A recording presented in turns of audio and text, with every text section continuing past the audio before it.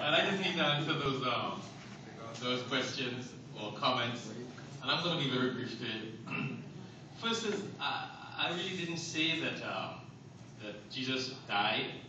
The Christian perspective, I was given what has happened from the Jewish Christian follower-up, but the Quran, of course, does say that it seemed as though it was that, but he didn't. So we don't believe he died.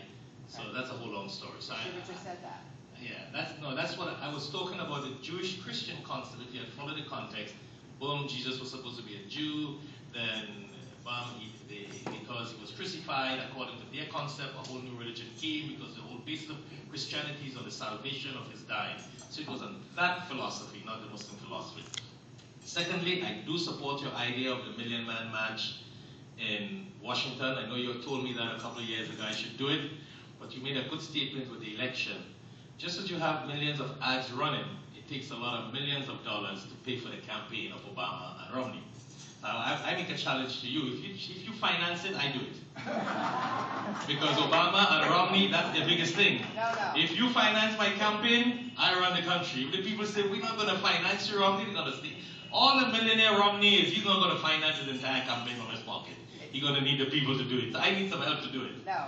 Listen. I know, but you see, this is not, but you see, this war or this terrorism is not a Quranic thing. This is a Muslim thing. And that's why I wanted to say very quickly, a mosque, a church not being able to build a synagogue in Saudi Arabia has nothing to do with the Quran. Nothing to do with the Quran. That's Arabs. A Christian not being able, or Jew not being able to propagate their religion in Pakistan has nothing to do with Islam. Do you know if you go to Pakistan, you got thousands of Christians. You got thousands of Hindus. They got a lot of Muslims who are being converted by evangelists in Pakistan. Yes, there may be areas where they don't allow it, but that has nothing to do with Quran. So, you're not totally right. That is happening there with Muslims, not Quran. Quran that's like the Torah. That's like a Jew doing something in America as opposed to what the Torah says to do.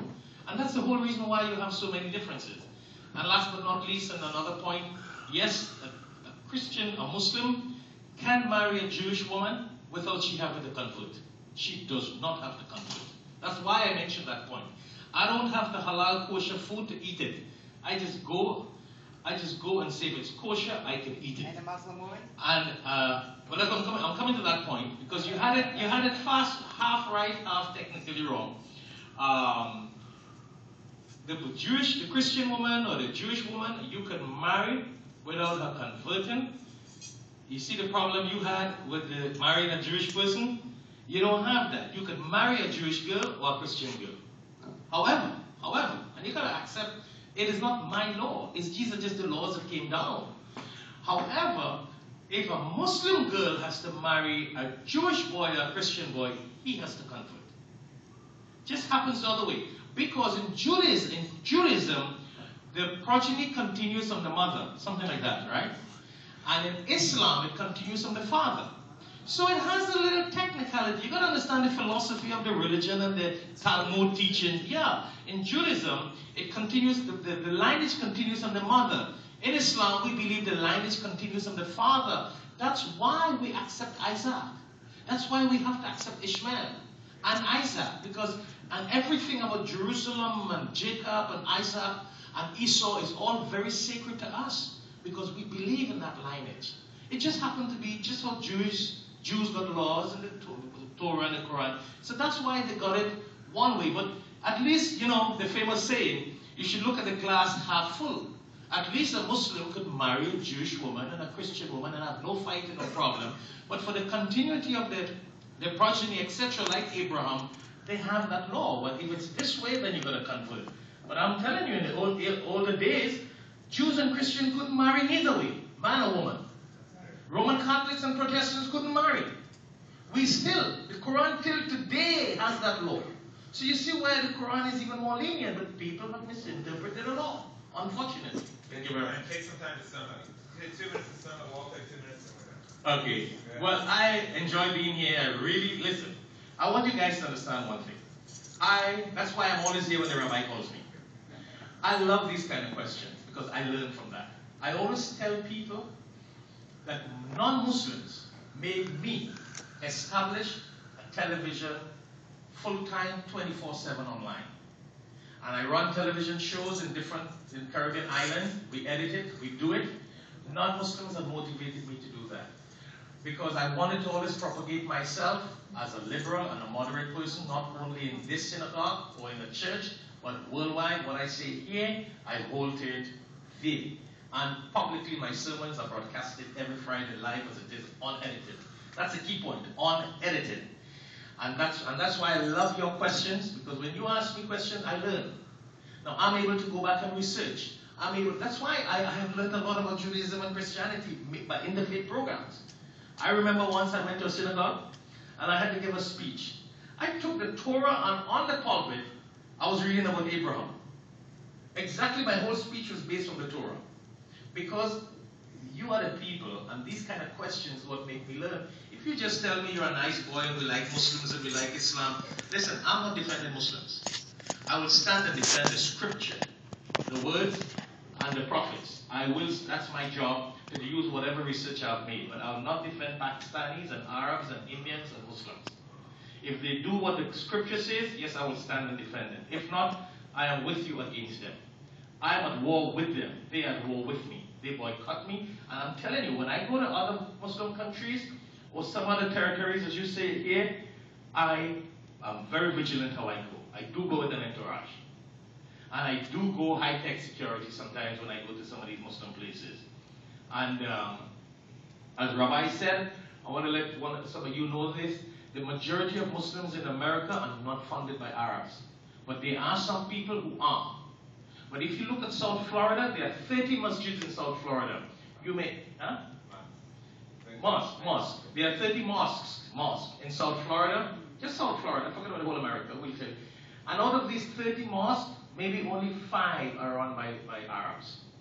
And out of these 5, maybe 2 were originally run by Arabs.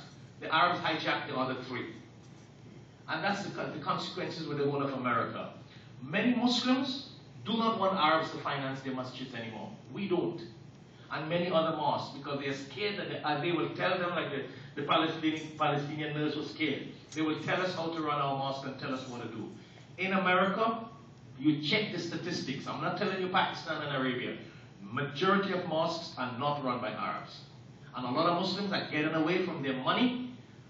Bush has stopped it. Thank God he did a fantastic job by not even encouraging them to send money here again. It has been stopped legally, and practically Muslims don't even want their money. So that's what I meant by telling you that very soon, in the very near future, we're going to get away from it. There are a few of them who still run, but it's under control. And we hope that we could get rid of those radical people here locally. And I'm telling you, I am with you in getting rid of them. When I mean getting rid of them, not in a physical war, but in preaching against them. I preach against them. This Friday, last but not least, I'm going to stop. I made it publicly clear on the pulpit that there are radical Muslims around in South Florida, and they are mad people. And I ask my people, please don't even go to the mosque. You could get a copy of it and listen to it. Thank you very much. Thank you. You can just Google my Al-Hikmat. Al-Hikmat, it comes on. Hikmat. Wisdom. Hikmat. Wisdom.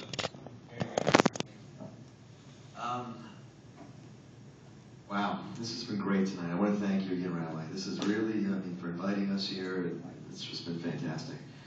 I don't even know where to start. I'll tell you like this.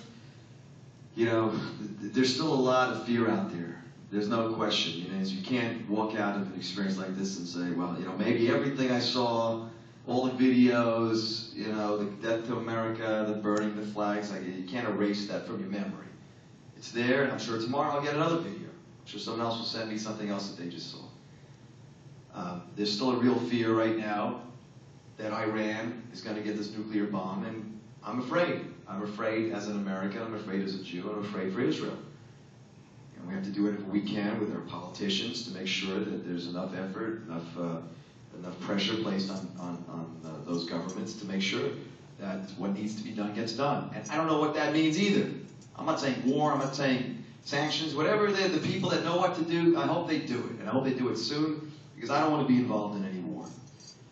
But I can say that I guess two things. Number one, if there is ever this gathering in Washington on behalf of peace, on behalf of Israel, on behalf of the Jews, the Muslims and Christians, whoever wants to join in this march, you count me in. I will be gladly marching in front over there, because I think that's fantastic. I can't help necessarily financing it either. But maybe you can, so let us know. That's number one. We'll be arm in arm.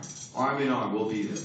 And I think the final statement is that, I came in tonight not knowing or having ever met a sheikh, right? The first question I asked the rabbi was, how do you even refer to the gentleman that I don't even, a rabbi, is it a priest, is it your honor? I don't even know what the word is. Sheikh, I never heard of this.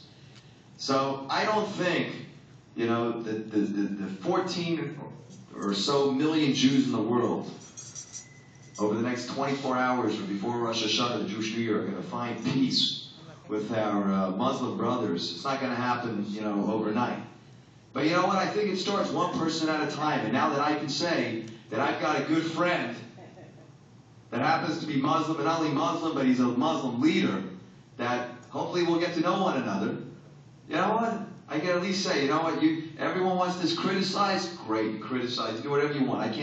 I'll try to convince you. I'll tell you what I learned. But at very least, I say, you know what? I got this card here, and you can call the sheikh. He'll be happy to meet with you. So thank you very much.